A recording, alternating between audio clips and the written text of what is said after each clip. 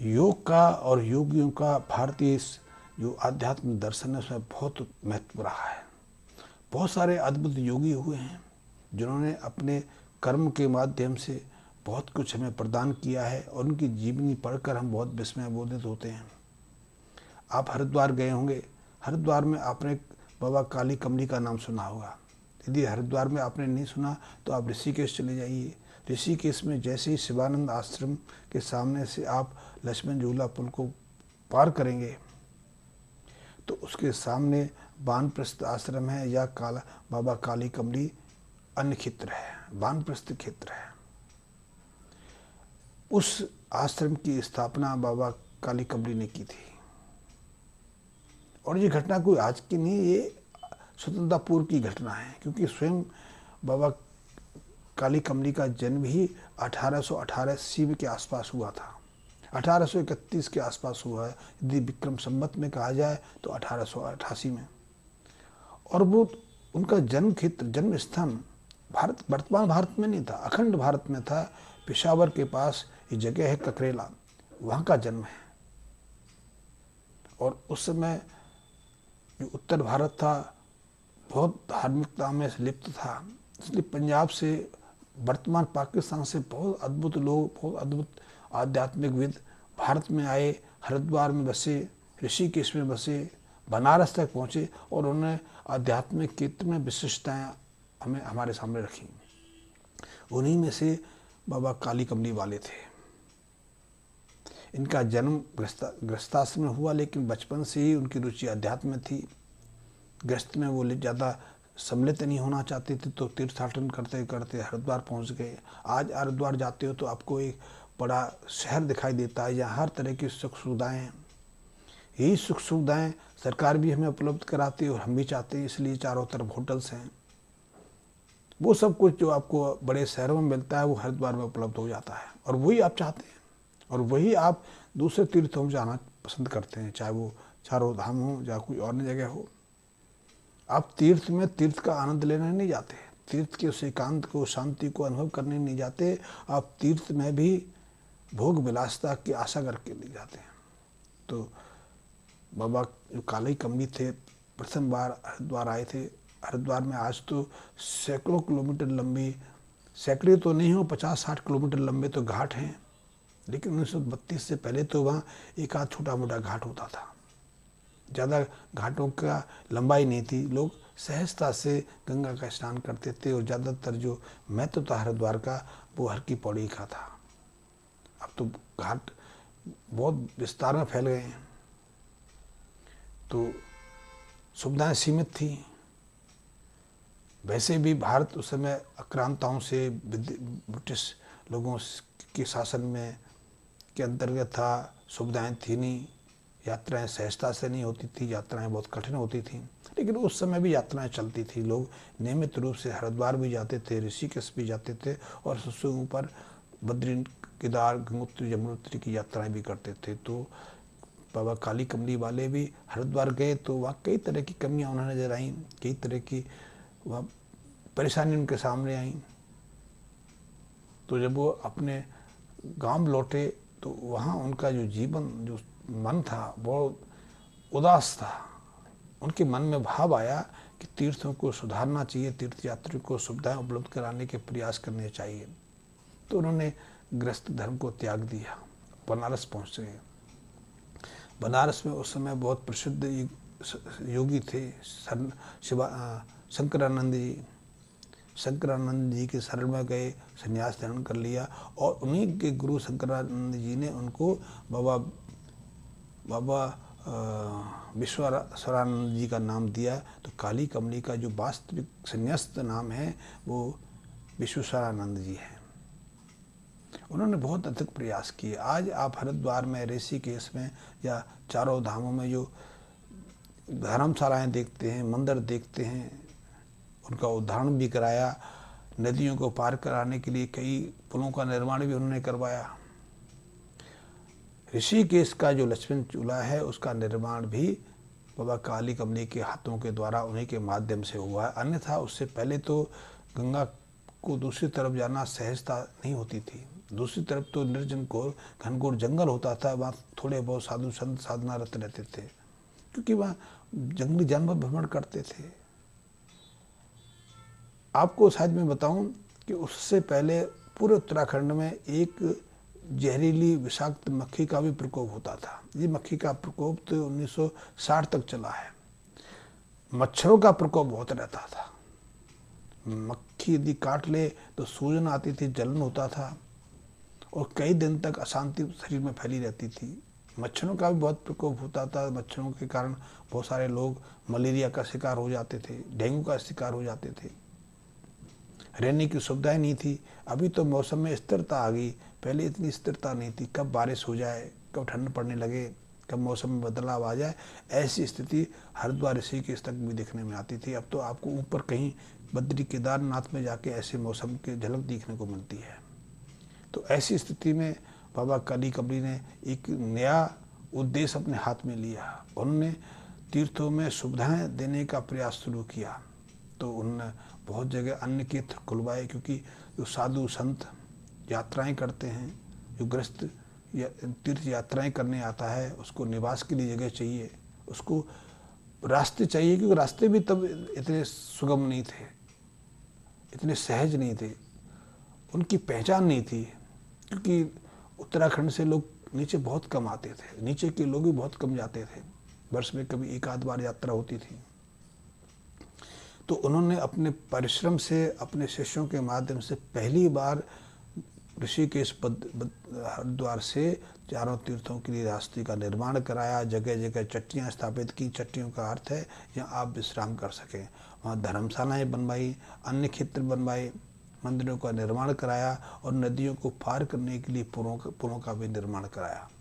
इसके अलावा उन्होंने बहुत सारे संस्कृत के विद्यालय खोले। कई यूनिवर्सिटी या गुरुकुल जैसे स्कूल भी उनके नाम पर हैं। आयुर्वेद का प्रचार प्रसार किया।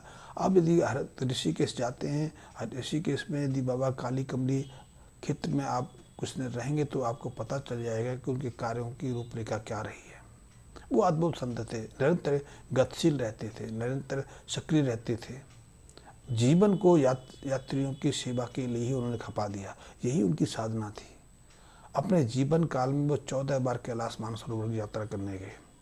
तब कैलाश मानसरोवर की यात्राएं सुविधा संपन्न नहीं थी, किसी लैंड क्रूजर से, हेलीकॉप्टर से या बस से नहीं होती थी, पैदल यात्रा होती थी। उसका एक मार्ग बद्रीनाथ में जोशी मठ है, वहाँ से था, एक बद्रीनाथ के आगे से भी था। लोग वहाँ से कैलाश की यात्रा पर निकलते थे। तब बंधन भी नहीं था, क्योंकि बंधन तो 1962 के बाद चीन ने भारत पर आक्रमण किया और तिब्बत को कब्जाया, तब से ऐसा बंधन हुआ। अन्यथा बहुत सारे लोग सहजता से बिना किसी रुकावट कैलाश की यात्रा जाते थे। और वो जो आध्यात्मिक यात्रा थी बहुत महत्वपूर्ण थी, बहुत सारी अनुभूतियाँ होती थी, क्योंकि आप प्राकृतिक परिवेश में रहते थे, आपका रूपांतरण हो जाता, आप रूपांतरित होकर लौटते थे। और लौटने के बाद आपका गृहस्थ में, अपने परिवार में या संसार में आपका मन लिप्त ही नहीं होता था, आप वहाँ से उच्चाटित हो जाते थे। वो प्रकृति आपको खींच लेती थी। इसलिए बहुत सारे लोग एक बार कैलाश जाते थे तो लौट के नहीं आते थे। और बाबा काली कमली के बारे में भी कहते हैं कि उन्होंने 65 साल तो तीर्थ यात्रियों के लिए तीर्थ सुविधाएं उपलब्ध कराने में खपा दिया।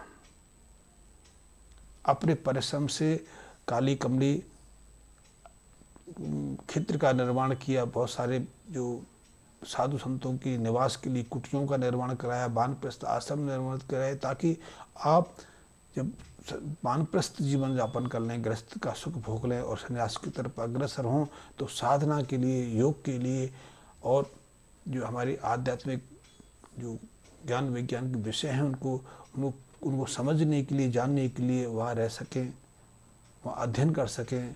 योग के लिए, आयुर्वेद के लिए उन्होंने बहुत सारे प्रयास किए। तो ऐसे कई केंद्र तो उन्होंने वहाँ भी स्थापित किए। तो अपना सारा काम वो अपने 2 शिष्यों को छोड़ के, 2 शिष्यों को दे के, करीब कहते हैं कि 1900 शताब्दी शुरू होने से 3 या 4 साल पहले अकारण उन्होंने भारत से या अपने आश्रम से या अपने कार्यक्षेत्र से मुक्ति ली और वो कैलाश यात्रा के लिए चले गए। उसके बाद वो कैलाश से लौटे नहीं।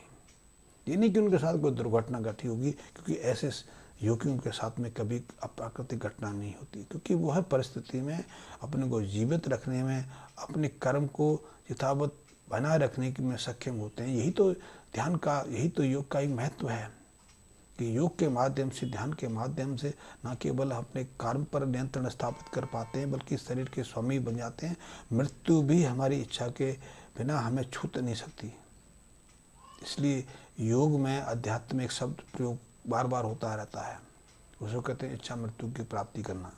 इच्छा मृत्यु के बाद जब हम पुराना जन्म लेते हैं तो हमारी चेतना, हमारी विवेक बुद्धि और पुराने जन्म के अनुभव हमारे मस्तिष्क में रहते हैं। अन्यथा प्रत्येक जन्म में हम बेहोशी की अवस्था में जन्म लेते हैं, इसलिए पुराने जन्म की कोई स्मृति हमें नहीं रहती। इसलिए हर योगी का, हर आध्यात्मिक संत का एक स्वप्न रहता है कि वो मृत्यु के समय सचेतन अवस्था में रहे, ताकि अपने पूरे जीवन के अनुभव को लेकर वो यहाँ से विदा ले सके। और यदि उसे दूसरा जन्म उपलब्ध होता है, क्योंकि जन्म तो तब तक मिलता ही रहेगा जब तक कि हमारे कर्मों से हमें मुक्ति ना मिल जाए। इसीलिए तो आध्यात्मिक शक्ति बहुत प्रचलित है। इसको कहते हैं संसार चक्र, संसार में बार बार आना। लेकिन हर बार क्योंकि हम बेहोशी की अवस्था में मरते हैं, बेहोशी की अवस्था में जन्म लेते हैं, इसलिए पिछले जन्म की हमें कोई शुद्ध बुद्ध नहीं होती।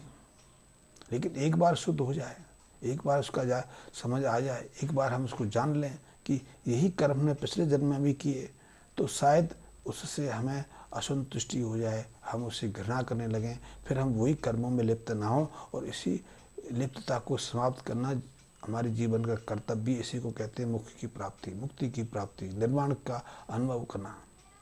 क्योंकि जिस कर्म को हम बार बार कर रहे हैं उसको एक बार और कर लेंगे तो क्या होगा। यही तो कर्मों का को लेपन है जो हमें अपने कर्मों के माध्यम से संसार में चिपकाए हुए है। और इस कर्मों के बंधन से मुक्त होना ही तो जीवन का एक उद्देश्य है। यही अध्यात्म का प्रमुख जो उद्देश्य रहे। तो काली कमली बाबा एक बार यहाँ से गए तो वो लौट के नहीं आए, फिर कैलाश में रहे। वैसे ऐसे संपर्क मिलते हैं, सूत्र मिलते हैं, कई लोगों को बाद में उनका साक्षात्कार भी होता रहा। अब आप यदि कैलाश जाते हैं तो आप तो कैलाश में एक पिकनिक के लिए, एक ट्रैकिंग के लिए जाते हैं। आप कुछ देखने नहीं जाते, जो वहाँ दिखाते हैं उनको पढ़ने के लिए, उनको सुनने के लिए जाते हैं। तो देखना और किसी की बातों को सुना दोनों अलग चीज़ है। देखोगे आपको हमेशा कुछ न्यूनता दिखाई देगी, आप सुनोगे तो आपको वही बात बार बार दिखाई देगी, वही आपका ज्ञान ही बन जाएगा, फिर आपकी कोई अनुभूति नहीं रहेगी। तो कैलाश यदि आप जाना चाहते हो, वैसे अब संभव नहीं, क्योंकि अब तो सबसे पहले आपको वीज़ा चाहिए, लाखों रुपए चाहिए, सरकार की परमिशन, आप यहाँ से यात्रा करेंगे और सरकार जितना दिखाना चाहेगी उतना ही आप देख पाओगे। लेकिन कैलाश की वास्तविक दर्शन, वास्तविक अनुभूति, क्योंकि कैलाश में बहुत कुछ रहस्यमय है जो आपको वीडियो के माध्यम से दिखाया जाता है, जो बताया जाता है, वो तो वहाँ 10% भी नहीं है। क्योंकि आज भी तिब्बत में बहुत कुछ गोपनीयता है, बहुत कुछ अदृश्य है, जिसे ना मीडिया जानती है, ना वहाँ की सरकार जानती है। लेकिन वहाँ के जो मठ हैं, वहाँ के जो साधक हैं, वो उसका गहन अनुभव रखते हैं। यद्यपि पिछले 50-60 साल में चीन की सरकार ने तिब्बत को पूरी तरह से बदलने का, पूरी तरह से नष्ट करने के बहुत सारे यत्न किए और अभी भी उनके यत्न चलते हैं।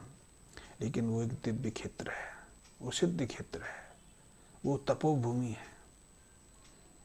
और यदि व्यक्ति एक धारणा बना के चले तो उसको लिप्त नहीं किया जा सकता, उसको मिटाया नहीं जा सकता, छिपाया अदृश्य अवश्य किया जा सकता है, लेकिन कभी ना कभी फूट पड़ता है। तो ऐसा होगा तो बाबा काली कमली के बारे